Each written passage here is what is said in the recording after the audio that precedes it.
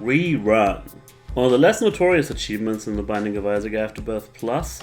You get it by doing 3 victory laps in a row and then starting your 4th. The idea is that if you just finished a really cool run that you liked, you could then use the rerun option to take some of the items you finished that last run with and then start a new run with it. However, because you're so overpowered, every enemy does double damage, and of course achievements are disabled from then on. So where's the problem? Wouldn't you breeze through everything and get increasingly OP in the process? Yes. However, the difficulty of these victory lapses increases by changing the rules without telling the player. If I die 90 minutes into a challenge because the game withheld information, that's no fun, that's frustrating. But if you don't want these things spoiled for you, that's fine, I understand. Just let me tell you, pay close attention to how things might have changed from one victory lap to the next. Alright? Now, if you don't mind the spoilers, here's what's going on. After you defeated the lamb, and only the lamb, the game asks you if you want to do a victory lap, which will be on hard difficulty, if it wasn't on hard difficulty to begin with.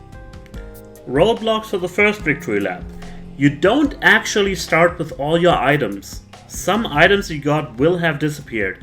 Among the items that can disappear is the negative.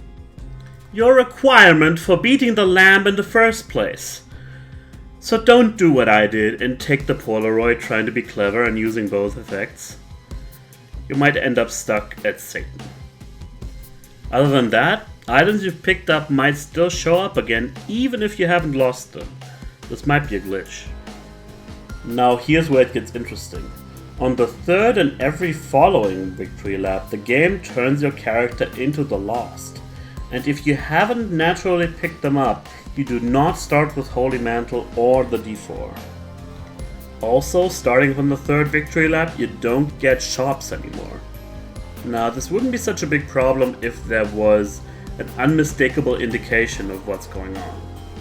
Yes, on the transition screen, your character shows up as the Lost, but if you skip past it, you might not have realized what's going on. It's very easy to just assume you have Curse of the Unknown and therefore can't see your health. A stray bullet, a mimic chest, or a blood bank can ruin hours of progress. For no reason. If the game, let's say, made the transition screen unskippable between the second and third victory lap, I'd have less of a problem with this. And usually if you've made it this far, your run is strong enough anyway that you'll still have a good chance of winning. But still, the first time you're doing it, you will be at a disadvantage not knowing that you'll have to play the game as the Lost and maybe planning in advance to hopefully get an item that makes you a different character after you die, such as the Ankh, Judas' Shadow, or Lazarus' Rags. Of course, you can never be sure that this item survives the transition to the next lap, but you could at least work towards getting it for a chance to not be stuck as the Lost. So now you should be prepared for the rerun achievement.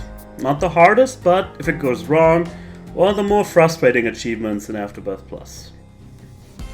Thank you very much for watching, and if you've made it this far and liked the video, why not subscribe and have a look at all the other stuff that I'm doing.